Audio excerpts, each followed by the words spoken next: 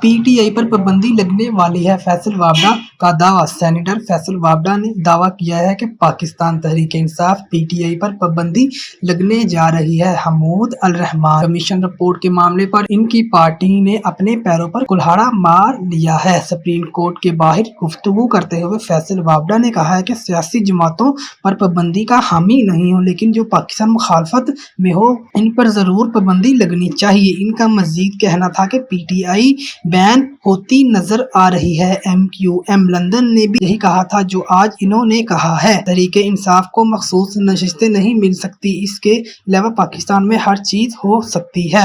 انہوں نے مزید کہا ہے کہ ملک کو بہترین دفاع کے لیے فوج اور خفیہ اداروں کی مضبوطی ضروری ہے۔ عدلیہ کے ساتھ فوج اور خفیہ اداروں کی مضبوطی کا انحصار عوامی تائید پر ہے۔